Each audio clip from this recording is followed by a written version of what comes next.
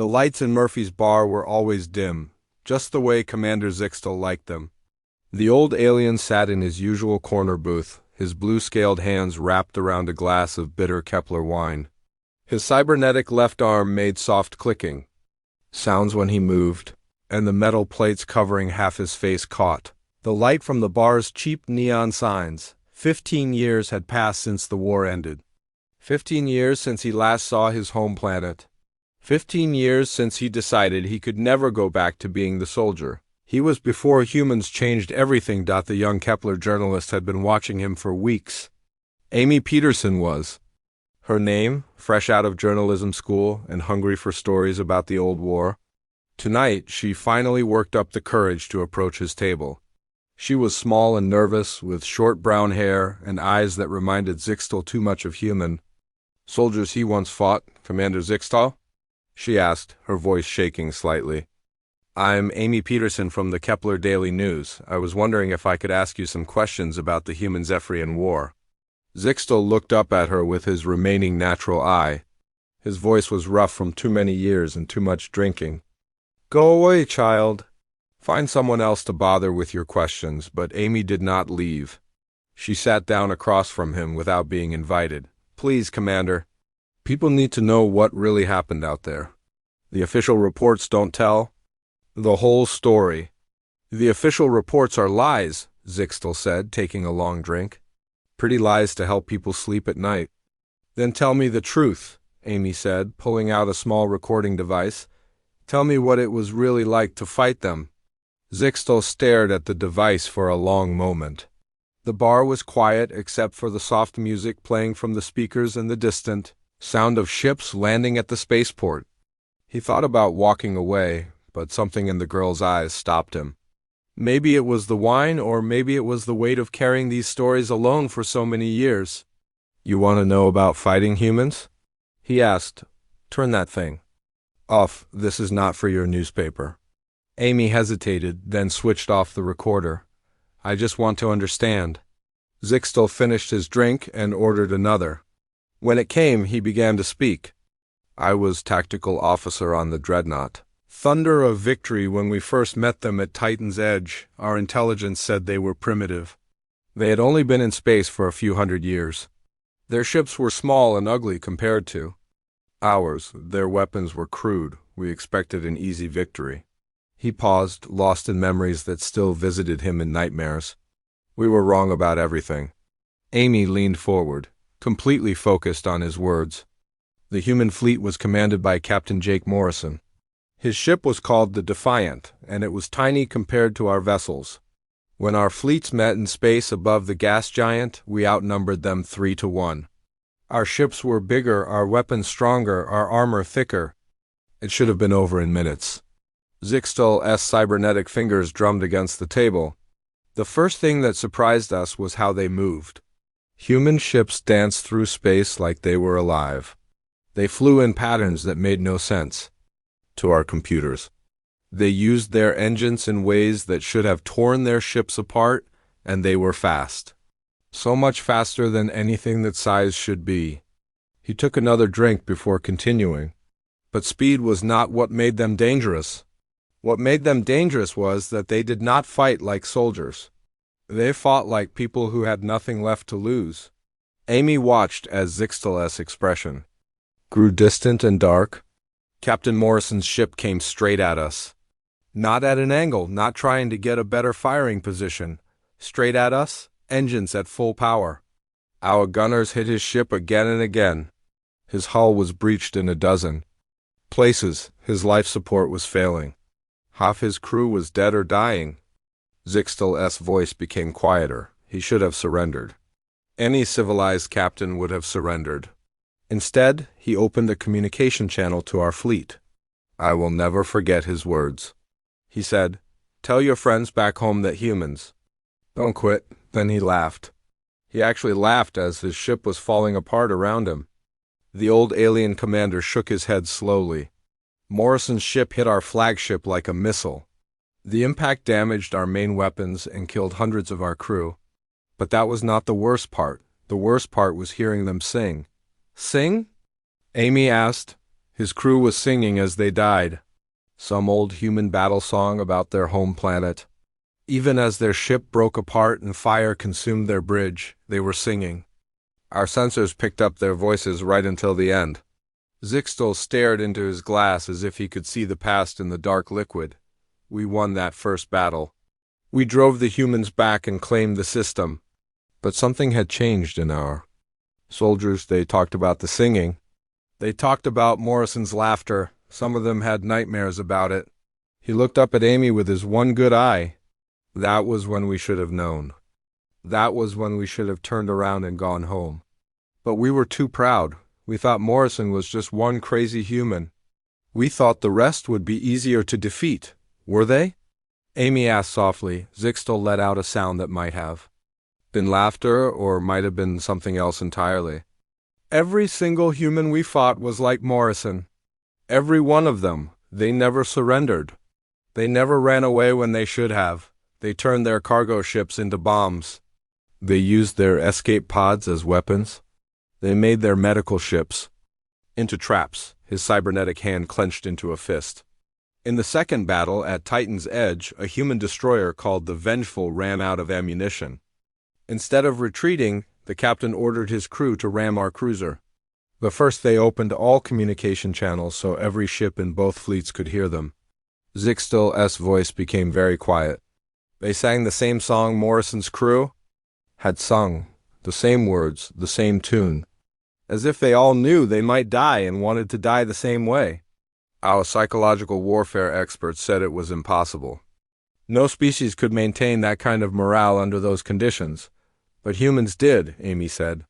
Humans did, Zixtel agreed, and they taught their children to do it too. Children who grew up during the war learned those songs. They learned to see dying for their species as something beautiful instead of something terrible. He finished his second drink and signaled for a third. After Titan's Edge, our high command changed tactics. They decided to avoid direct fleet battles and instead attack human colonies.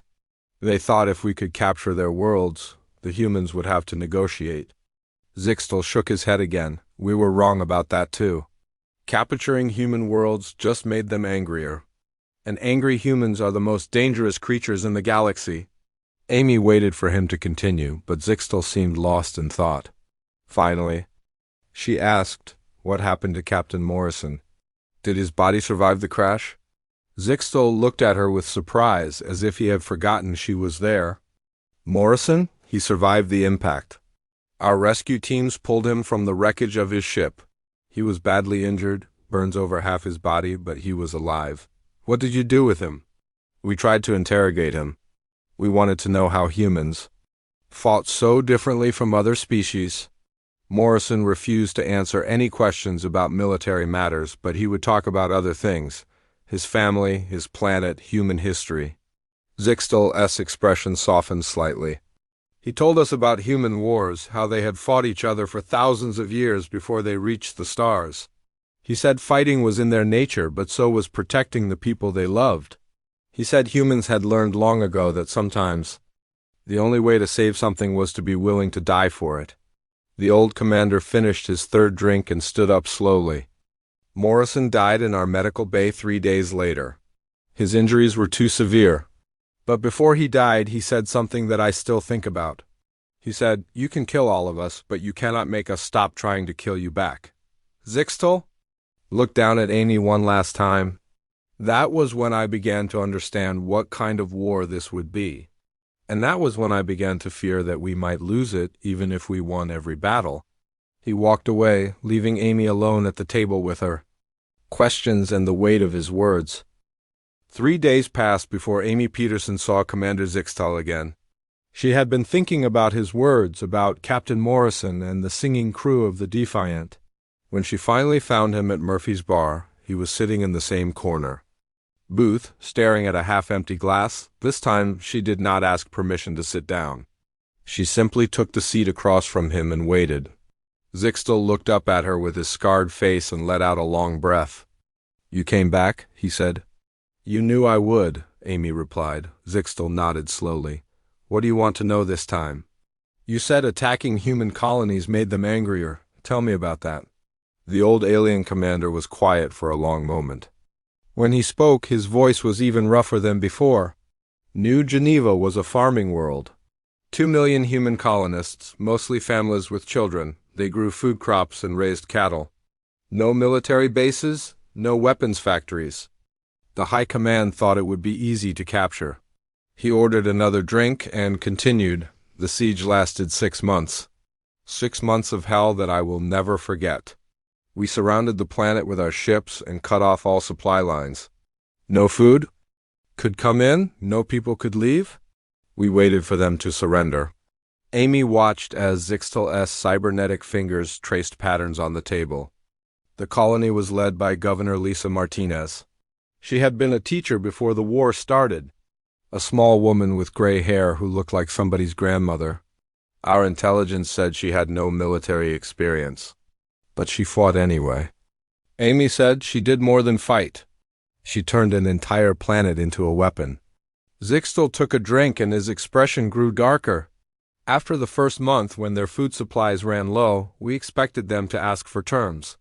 Instead, Martinez sent us a message. She said the people of New Geneva would rather eat tree bark than surrender to invaders. We thought she was bluffing. She wasn't bluffing, Amy guessed. No, she was not. By the second month, our scouts reported that humans were stripping bark from trees and boiling it into soup. They were eating grass and roots. They were drinking water recycled so many times it barely deserved the name. Children were getting sick from hunger, but still no surrender came. Zixtal paused, lost in the memory. That was when we met Colonel Rick Hayes, Martinez's militia commander. Hayes had been a factory worker before the war. He had never been a soldier, but he learned fast. Too fast? The alien's voice became quieter. Hayes took farming equipment and turned it into weapons. Tractors became armored vehicles. Crop dusters became bombers. Even kitchen knives were melted down to make bullets.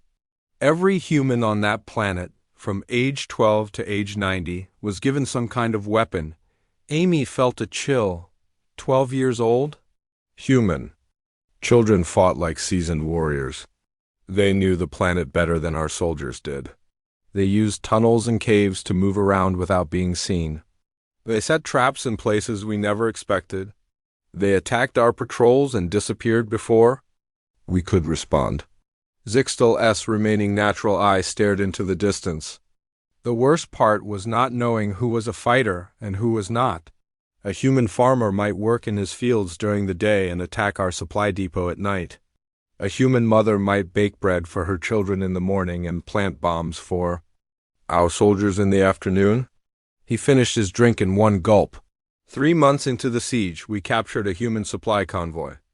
Inside the trucks, we found medical supplies, ammunition, and food rations. But we also found something else. Toys. Children's toys mixed in with the weapons. Why would they transport toys during a war? Amy asked. Zixtal looked at her with an expression she could not read. Because human children were carrying the weapons. Boys and girls who should have been playing with those toys were instead running ammunition to fighters hiding in the forests. The humans were using their own children as soldiers. Amy felt sick. That's horrible. It gets worse, Zixtal said grimly. In the 4th month, our forces surrounded a human school that had been converted into a weapons depot.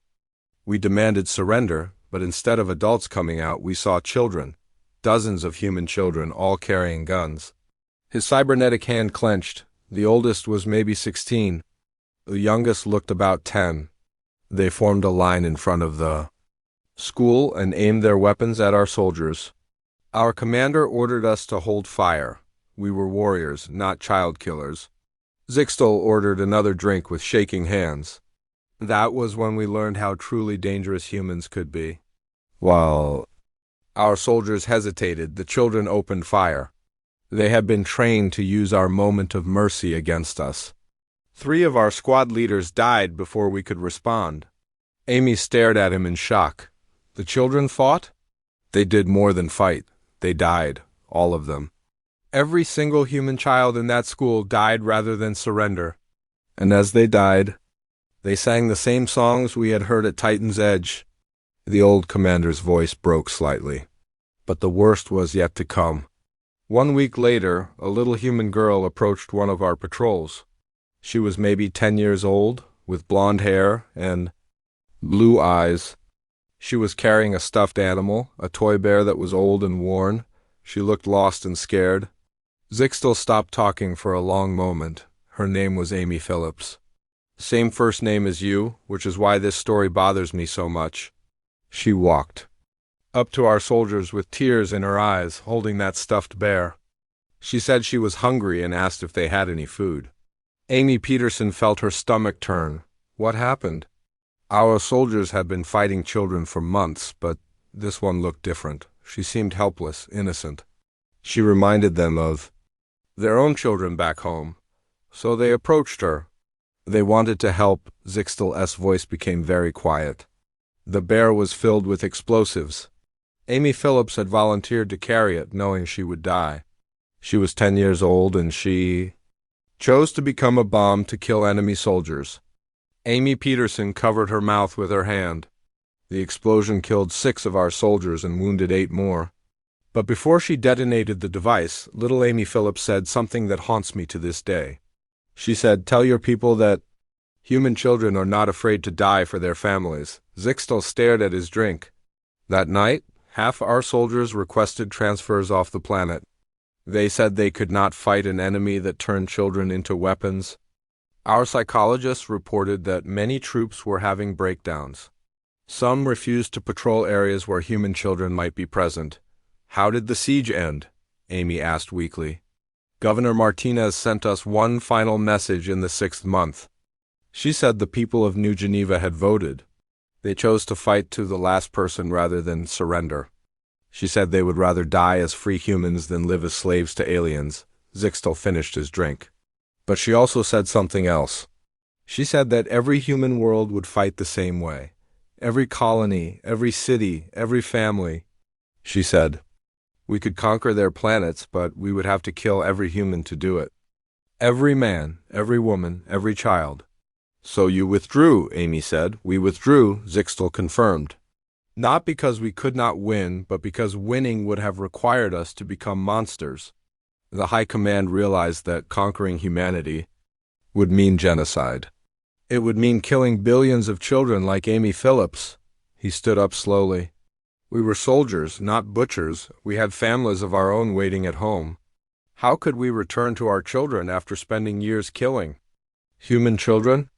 Zixtel looked down at Amy Peterson. That little girl with the stuffed bear broke something in our army. She showed us what humans were willing to sacrifice to stay free. And she showed us what we would have to become to defeat them. He walked toward the exit, then stopped and turned back. Governor Martinez and Colonel Hayes both survived the war. They still live on New Geneva, helping to rebuild what was destroyed. But Amy Phillips is buried in a small cemetery outside the capital city. Her grave marker says, "She died so others could live free." Every year on the anniversary of her death, thousands of humans visit that grave. Why? Amy asked. Because she became a symbol of what humans will do when they have no choice left. She became proof that your species values freedom more than life itself. And that terrifies every alien who hears her story. Zixtel left the bar, leaving Amy alone with the weight of what she had learned about the true cost of the human spirit. A week passed before Amy Peterson returned to Murphy's bar. She had spent days thinking about little Amy Phillips and the stuffed bear filled with explosives. The story had given her nightmares, but she needed to hear more. She needed to understand how a war could change people so completely. Commander Zixtel was not in his usual booth when she arrived. She found him standing at the bar's large window, looking out at the ships landing and taking off from Kepler Station's spaceport. His cybernetic arm reflected the lights from the landing strips. "You look troubled," Amy said as she approached him. Zixtel turned to face her. His scarred face looked older somehow, as if telling these stories was aging him. "I have been thinking about what I told you," he said. "About the siege, about the children. I wonder if I should have kept those memories to myself." "People need to know what happened," Amy replied. They need to understand the cost of war. Zixtel nodded slowly and returned to his booth. Amy followed and sat across from him. This time, she did not wait for him to order a drink. She signaled the bartender. Herself. Tell me about the turning point, she said. When did you know the war was lost? Zixtel accepted his drink and stared into it for a long moment. The Battle of Broken Dreams, he said finally. That was when everything changed forever. Broken Dreams? A nebula near the edge of human space. Beautiful and deadly, full of gas clouds that could hide entire fleets. Admiral Susan Clark commanded the human forces there. I served under Supreme Commander Veltar, who led our armada. Zixtel took a sip of his drink. Veltar was a good commander. Honorable, experienced, careful with the lives of his soldiers. He commanded over 300 ships, the largest Zephyrian fleet ever assembled. Admiral Clark had barely 100. Vessels, most of them damaged from previous battles. But she won anyway, Amy guessed. She did more than win. She destroyed us completely. But not in any way that made sense to civilized warriors. Zixtel's expression grew dark. The battle began. Normally enough, our fleets met in the outer edge of the nebula. Veltar deployed his ships in standard formation, keeping our heavy cruisers in the center and our fighters on the flanks. It was a textbook approach that had worked in dozens of previous battles. He paused to collect his thoughts. Admiral Clark's formation made no sense at all. She had civilian cargo ships mixed in with her warships. Transport vessels that should have been carrying supplies were armed with military weapons. Even hospital ships had been converted into fighters. Amy frowned. She used civilian ships in battle? Worse than that. Those civilian ships were filled with volunteers, ordinary humans who had never served in the military. Farmers, teachers, shop owners, students. They had volunteered to crew those ships knowing they would probably die. Zixtel's cybernetic fingers drummed against the table. When the battle started, Clark sent these civilian ships forward first. Veltar was confused. He did not want to fire on civilian vessels, even armed ones. He opened communication channels and demanded that Clark remove the civilians from the battle zone. What did she say? She said there were no civilians in her fleet. Every person who volunteered to fight had become a soldier the moment they chose to defend their species. She said Veltar could either fight them or surrender, but she would not send them away. Zixtel shook his head. Veltar ordered our ships to target only the military vessels and avoid the civilian ships when possible. He still believed in fighting with honor, even against humans. That was a mistake, Amy said, a terrible mistake. While our gunners hesitated to fire on ships marked as civilian vessels, those same ships were launching missiles at our fleet. Clark had turned our honor into a weakness. The old alien commander's voice grew bitter. But that was only the beginning. When our ships finally engaged the civilian vessels, we discovered they were not trying to win. They were trying to delay us long enough for Clark's real plan to work.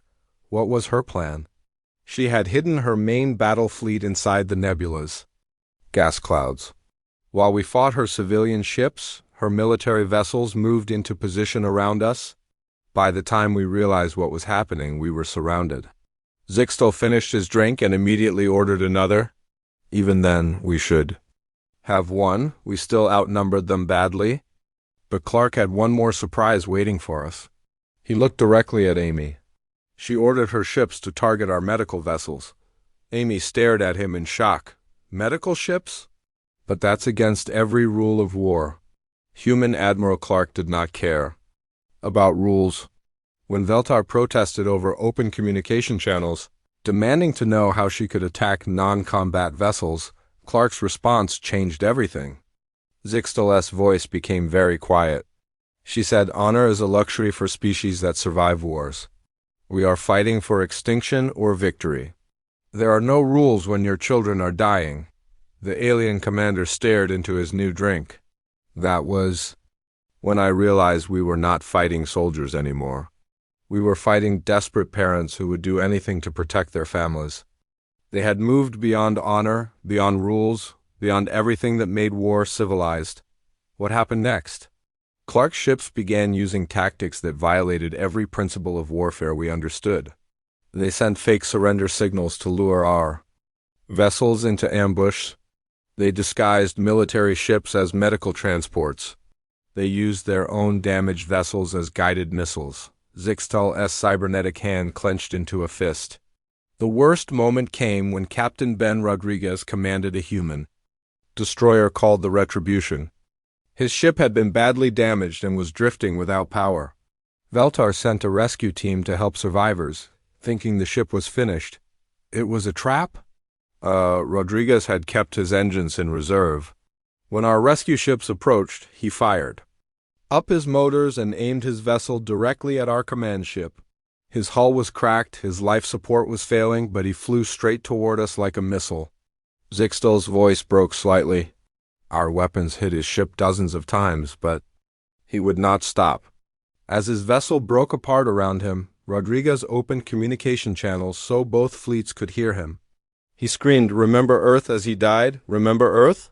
Rodriguez's family had been killed when we bombed humanity's home planet early. In the war, his wife, his 2 children, his parents, all dead. He had been fighting for revenge ever since. The old commander wiped his eyes with his natural hand. Rodriguez's ship crashed into our command vessel and killed Supreme Commander Veltar along with 300 other crew members. The entire Zephyrian command structure was destroyed in one suicidal attack. Amy watched as Zixtal struggled with the memory. Without Veltar, our fleet fell apart. Different ship captains gave different orders. Some tried to retreat, others wanted to keep fighting. Admiral Clark's forces cut us to pieces while we argued among ourselves. How many ships did you lose? Nearly 200. The largest defeat in Zephyrian military history. But the numbers were not the worst part. The worst part was how we lost. Zixtal looked up at Amy with his remaining eye. We lost because humans were willing to sacrifice everything. They used their civilians as weapons. They ignored every rule of civilized warfare. They turned their own deaths into tactical advantages. And it worked, Amy said quietly. It worked perfectly. Admiral Clark lost almost her entire fleet, but she crippled our armada. Most importantly, she proved that humans could not be defeated by conventional military tactics. Zixtal stood up slowly. After Broken Dreams, every Zephyrian soldier knew the truth. Humans would rather die than surrender. They would use any tactic, break any rule, sacrifice any person to keep fighting. We were not fighting an army anymore. We were fighting an entire species that had chosen death over slavery. He paused at the edge of the table. That night, I sent a message to my family back home. I told them the war was lost, even though we were still winning battles. I told them humans had taught us something terrible about the price of freedom. What did you tell them? I told them that some species will do anything to survive, and that when you fight such a species, you must become like them to win. I told them we were changing into something we did not recognize. Zixtal walked toward the exit. Admiral Clark survived the war and became a hero to her people. Captain Rodriguez was buried with full military honors on Earth and Supreme Commander. Veltar was mourned as the last Zephyrian commander who tried to fight with dignity. He stopped at the door and looked back. After Broken Dreams, dignity became a word we could no longer afford. 2 weeks had passed since Commander Zixtal told Amy Peterson about the Battle of Broken Dreams. She had tried to find him several times, but the old alien had not returned to Murphy's bar. Other customers said he sometimes disappeared for days. When the memories became too heavy to carry, tonight, Amy found him sitting alone in the darkest corner of the bar, far from his usual booth. 3 empty glasses sat on the table in front of him, and his cybernetic arm hung limp at his side. He looked like a man who had not slept in days. "Commander?"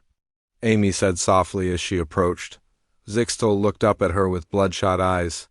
His scarred face was pale, and his remaining natural eye seemed to have trouble focusing.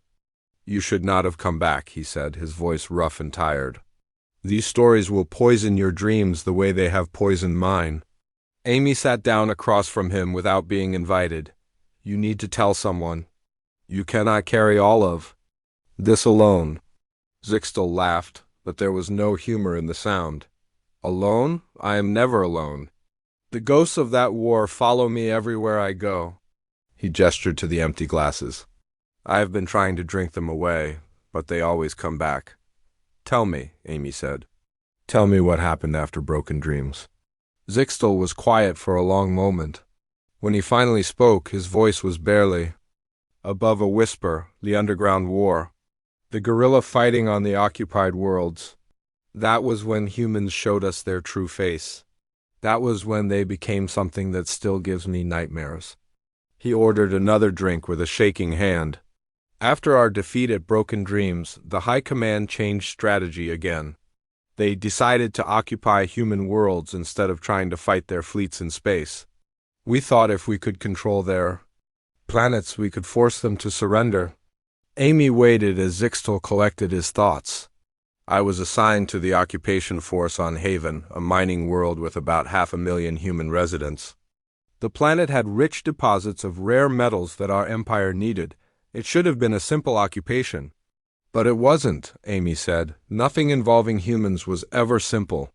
The planet's military had been destroyed in the initial invasion. We controlled all the major cities, the spaceports, the mining facilities. By every measure that mattered, Haven belonged to us. Zixtal took a long drink. But the humans did not see it that way. They had retreated into the planet's cave systems and mountain ranges. From there, they launched a campaign of terror that lasted for 2 years. Terror? Led by Sergeant Maria Santos, a human woman who had been a mining engineer before the war. She knew every tunnel, every cave, every hidden passage on that planet. She turned that knowledge into a weapon. The old alien commander's cybernetic. Fingers traced patterns on the table. Santos had maybe 200 fighters under her command. We had 10,000 soldiers. But she made those 200 feel like an army of demons. Amy leaned forward, listening intently. The attacks started small. Supply convoys would disappear in the mountain passes. Communication towers would be destroyed in the night. Patrol teams would go out and never return. Zixtal's grew darker. Then Santos escalated. She began targeting our soldiers personally. Not just killing them, but leaving messages with their bodies. Messages written in our own language telling us we were not welcome on her world. What kind of messages? Threats, promises. She would leave notes saying that every Zephyrian soldier on Haven would die slowly and alone. She described exactly how she planned to kill each of us. Zixtal shuddered. The psychological effect was devastating. Our soldiers became afraid to patrol alone. They jumped at shadows. They saw human resistance fighters in every civilian face. He paused to finish his drink. 3 months into the occupation, Santos captured my reconnaissance unit. 8 soldiers, including myself. We expected to be executed immediately. But she didn't kill you. Santos had something worse planned. She took us to a hidden cave system deep in the mountains. There, she had built a prison camp. But she did not torture us physically. Instead, she tortured our minds. Zixtal's voice became very quiet. Every day, she would show us recordings. Videos of human families being separated during our occupation. Children crying for parents who had been taken away. Elderly humans dying alone because their families were in prison camps. Amy felt a chill. She wanted us to understand what our occupation meant to ordinary human families. She wanted us to see the faces of the people we were hurting. Zixtal ordered another drink with trembling hands. But that was not the worst part. The worst part was when she explained why she was showing us these recordings. Why, Santos said she wanted us to know exactly what we were fighting for. She said every Zephyrian soldier needed to understand that they were not conquering military targets, they were destroying families. The old commander stared into his glass. She kept us prisoner for 6 weeks. Every day more recordings, more stories of human suffering. More explanations of what our war was doing to innocent people. Then she released you? She offered us a choice. We could stay as prisoners, or we could carry a message to our high command. Most of my unit chose to stay. They could not face going back to the war after what they had learned. Zixtal's cybernetic hand clenched into a fist. I chose to carry the message. I thought it was my duty as an officer. What was the message? A recording. Santos had gathered human children from the occupied cities. Children whose parents had been killed or imprisoned by our forces. She asked them to sing. Amy felt her stomach turn. Sing what? A human children's song about their home planet. But these children had changed the words. Instead of singing about pretty flowers and sunshine, they sang about wanting their families back. They sang about being afraid of alien soldiers. Zixtal wiped his eyes with his natural hand. At the end of the recording, the children stood in front of a wall. Written on that wall, in Zephyrian blood taken from dead soldiers, were the words, "We will never surrender." You delivered this message? I did. I brought it directly to General Korth, the commanding officer of Haven's occupation force. He watched the recording once, then ordered it destroyed. Zixtal's voice became bitter.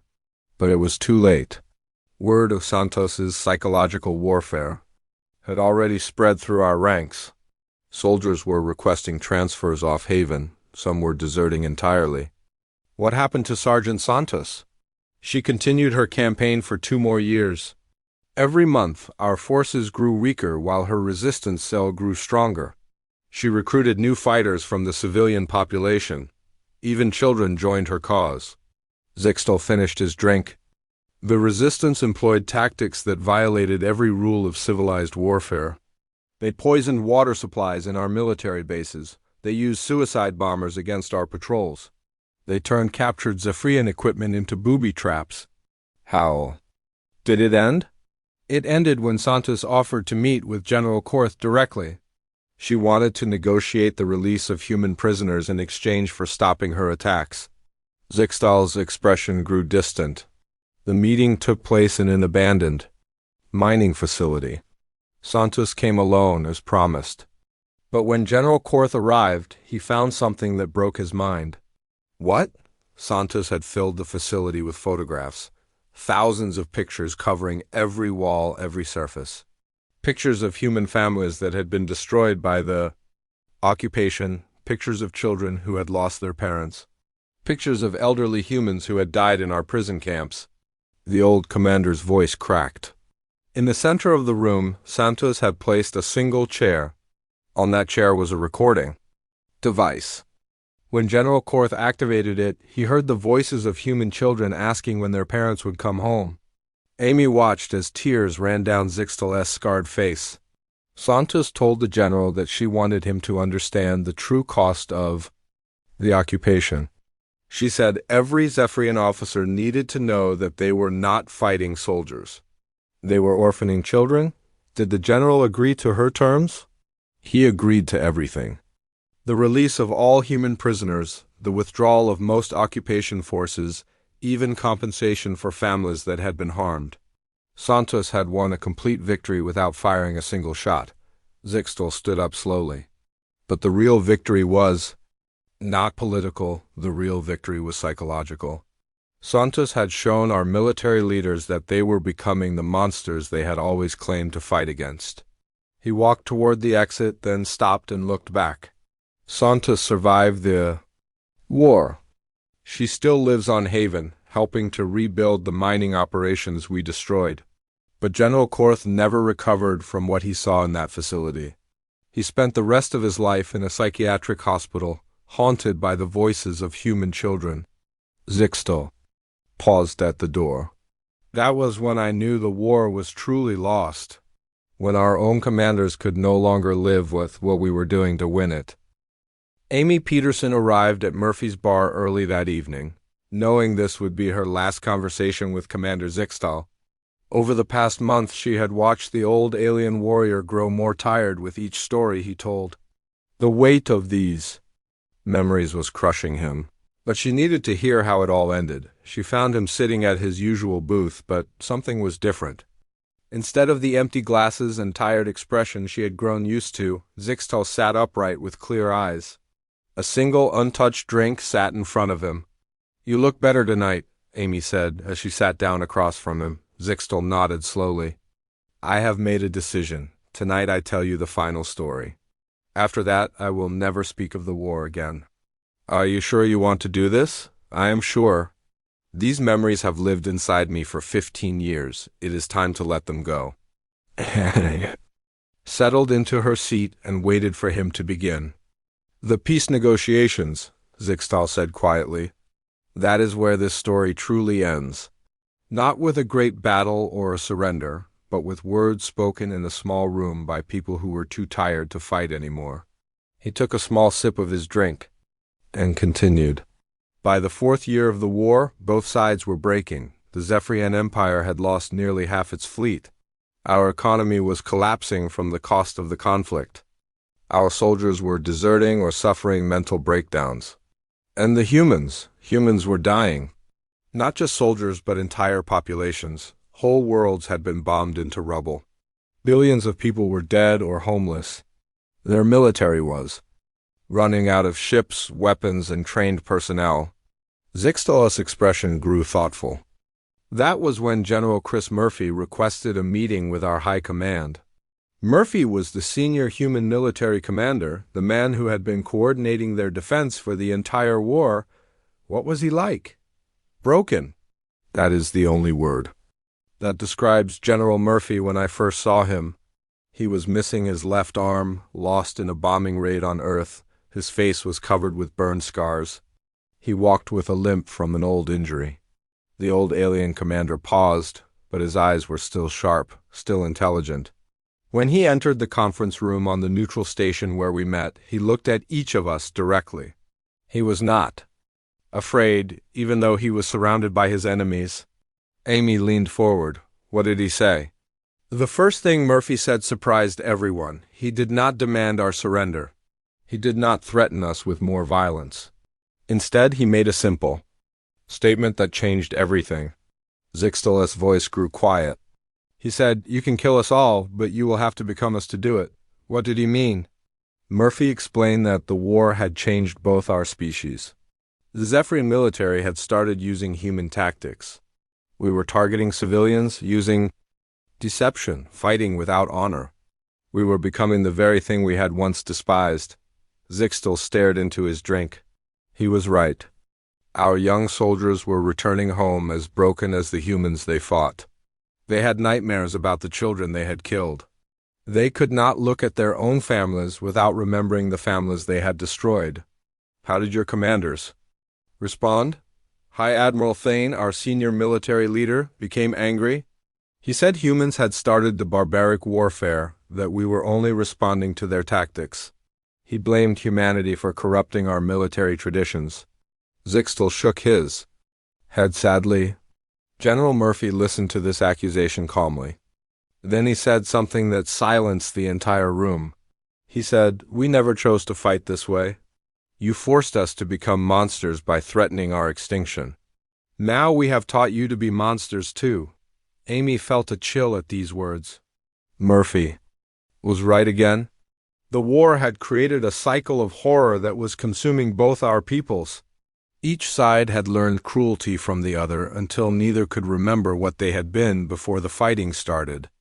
Zixtal took another small sip of his drink. That was when Admiral Helen Ross spoke up. She was General Murphy's second in command, a woman who had lost her entire family in the bombing of New York City. What did she say? Admiral Ross presented the human terms for peace, but they were not the terms anyone expected. She did not demand reparations or territory. She did not ask for the punishment of war criminals. Zixtal's voice filled with wonder, even after all these years. Instead, she offered something incredible. She said humans would withdraw from all contested star systems. They would give up their claims to several resource-rich worlds. They would even help rebuild Zephyrian colonies that had been damaged in the fighting. Amy stared at him in confusion. Why would they offer so much after fighting so hard? Because Admiral Ross understood something our leaders did not. She understood that the real enemy was not the Zephyrian Empire. The real enemy was what the war was turning both our species into. Zixtal's cybernetic hand moved to touch his scarred face. Admiral Ross said that humans had learned something terrible during the war. They had learned that survival at any cost was not really survival at all. It was just another form of death. She wanted the war to end before more damage was done? Exactly. But she also demanded something in return, something that seemed impossible. What? She demanded that the Zephyrian Empire agree to never again make war on a species fighting for its survival. She wanted us to promise that we would never again push another people to the point where they had to choose between extinction and becoming monsters. Zixtal finished his drink and set the glass down carefully. The negotiations lasted for 3 days. Some of our commanders wanted to reject the human offer and continue fighting. They believed we could still achieve total victory. But you didn't continue fighting. No, because on the second day of negotiations, something happened that changed everything. General Murphy asked to show us a recording that had been made on Earth just before the peace talks began. Zixtal's voice became very soft. The recording showed human children in the ruins of their destroyed cities. Children who had grown up during the war, who had never known peace. They were playing a game. What kind of game? They were pretending to be soldiers. But they were not playing with toy guns or pretend weapons. They were using real knives, real explosives, real military equipment. Children who were 8 or 9 years old were practicing how to kill enemy soldiers. Amy felt sick. They had been completely militarized. Worse than that. They had been trained to see violence as normal, death as acceptable, sacrifice as beautiful. The war had stolen their childhood and replaced it with the knowledge of how to murder. Zixtal wiped his eyes. General Murphy said that these children represented the future of humanity if the war continued. A species raised on violence, taught that killing was the solution to every problem, trained to see other people as enemies to be destroyed. And that convinced your leaders to accept peace? It convinced us that we were creating something worse than defeat. We were creating a universe filled with species that had been shaped by total war. Species that would carry violence and hatred across the stars for generations. Zixtal stood up slowly, moving like an old man despite his cybernetic enhancements. High Admiral Fane signed the peace agreement that night. He said later that he could not bear the thought of his own grandchildren growing up in a galaxy where those human children were considered normal. Amy watched as the old alien commander prepared to leave. The final ceremony was simple. General Murphy and Admiral Ross stood with our military leaders on the neutral station. They signed papers that ended 4 years of the most brutal fighting in galactic history. How did it feel when the war finally ended? Zixtal paused at the edge of the table, empty. That is how it felt. We had won most of the battles, but we had lost something more important. We had lost the ability to be proud of what we were. He looked down at Amy one last time. General Murphy and Admiral Ross both survived the peace and helped rebuild their worlds. Many of their soldiers settled on frontier planets like this one, trying to forget what they had done during the fighting. And you stayed here too. I could not go home. How could I return to my family after what I had learned about myself? How could I hold my own children after I had killed human children? Zixtal walked toward the exit, then stopped and turned back. The real tragedy of that war was not the ships we lost or the worlds we destroyed. The real tragedy was that 2 decent species taught each other to be cruel. We created monsters out of people who had once been good. He paused at the door. That is why peace was the only victory that mattered. Not because anyone won, but because we all stopped losing our souls. Commander Zixtal walked out of Murphy's bar and into the night, finally free of the stories that had haunted him for 15 years. Amy Peterson sat alone at the table, understanding at last why some wars have no winners, only survivors who must learn to live with what they have become.